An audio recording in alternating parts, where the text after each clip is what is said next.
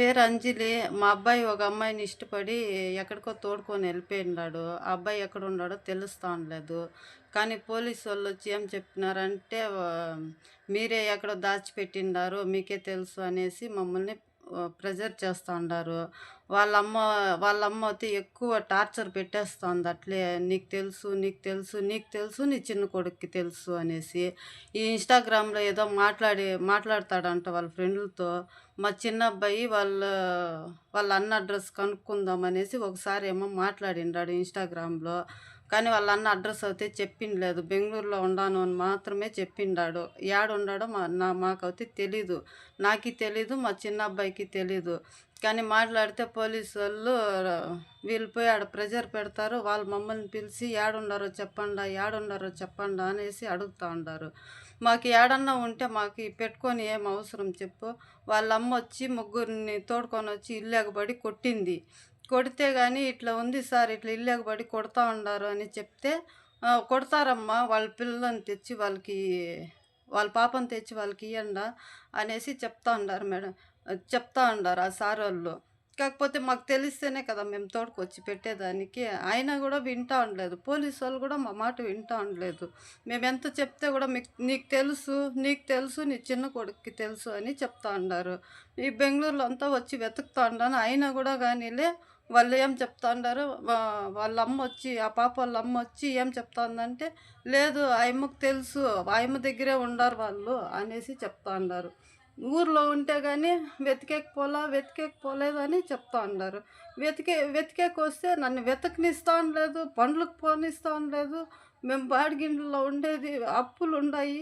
అప్పులు కట్టుకోవాల, పనికి పోకుండా ఈ మాదిరి వెతుకుతా ఉంటే గూడా వాళ్ళు నమ్ముతా ఉండలేదు. వెతకలేదు, వాళ్ళ అక్కోళ్ళ ఇంట్లో పోయి పనికి పోతా ఉంది అని వాళ్ళమ్మ చెప్తా ఉంది. అయినా గూడా వాళ్ళకి చెప్తా ఉండాలి, "లేదు సార్ నేను వెతుకుతా ఉండానంటే" గూడా నా మాట ఎవరు పట్టించుకుంటా ఉండలేదు. మా అబ్బాయి ఏడున్నాడో గూడా నాకు తెలుస్తా ఉండలేదు. ఎంత చెప్తే గూడా వాళ్ళు వింటా ఉండలేదు. మాకు ఎక్కువ ప్రెజర్ చేస్తా ఉండారు. వాళ్ళు పెట్టే టార్చర్‌కి మాకి ఏడన్నా పోయి సచ్చిపోదామా అనిపిస్తా ఉంది మాకు. అయినా గూడా వాళ్ళు వింటా ఉండలేదు. ఎంత చెప్తే గూడా ఏం చేస్తా ఉండలేదు. మేము ఎవరికి చెప్పుకోవాలో గూడా మాకు తెలుస్తా ఉండలేదు. మా మాట ఎవరు నమ్ముతా ఉండలేదు మెయిన్. మేము చెప్తా ఉంటే గూడా కాదు, కాదు అనేసి అంటా ఉండారు. మొన్న వాళ్ళ కూతురు ఫోన్ చేసిండది. వాళ్ళమ్మకి అదేదో రికార్డ్ నా ఫోన్‌కు వచ్చింది. కొత్త నంబర్‌ని ఇంకా వచ్చింది.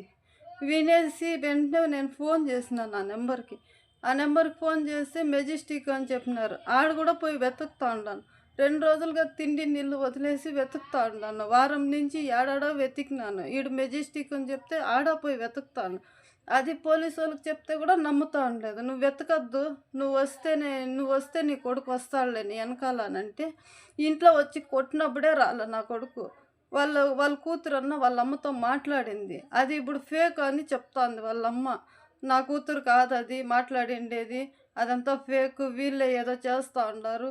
వీళ్ళ దగ్గరే పెట్టుకొని మాట్లాడిపిస్తా ఉండారు అని చెప్తా ఉండది. ఈ సారోళ్ళకి చెప్తే ఎవరు నా మాట పట్టించుకుంటాండ్లా, వింటా ఉండలేదు. ఏం చేయాలో నాకు తెలుస్తా ఉండలేదు. వాళ్ళు పెట్టే టార్చర్ మా వల్ల పడేకవుతా ఉండలేదు.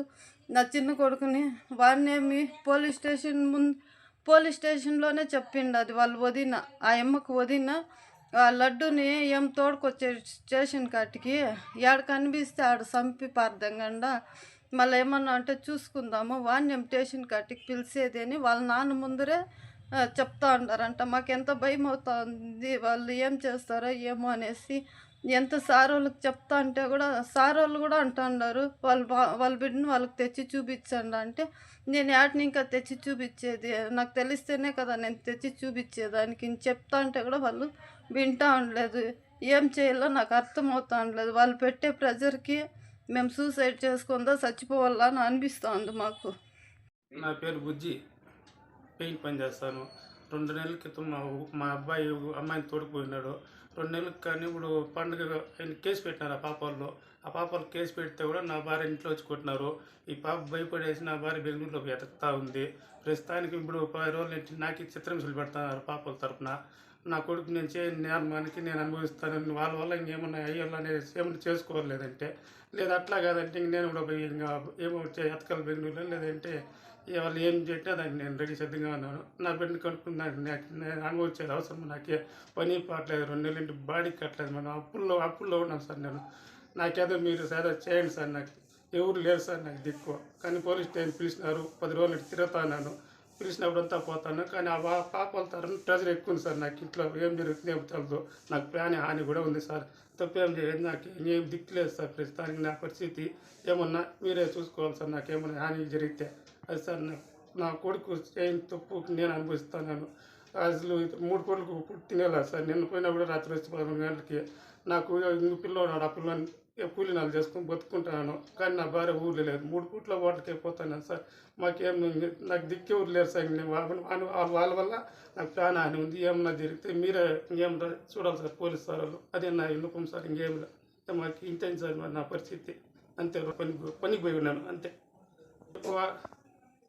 మా అబ్బాయి సంతోష్, వాడితో చేసినారని నేను అనుభవిస్తాను. వాడు వచ్చి లొంగిపోతే మీరు అట్లా చెప్తే అట్టింటాను. నాదేమీ లేదు ప్రస్తుతానికి, ఇది పరిస్థితి. అది అంతే.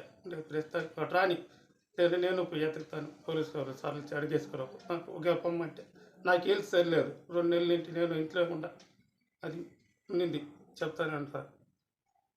అది ఎవడున్నా వచ్చాయని ప్రస్తుతానికి బెంగళూరులో ఉన్నాడంటాడు. ఎత్తుతాను నా భార్య కూడా పోయేసి.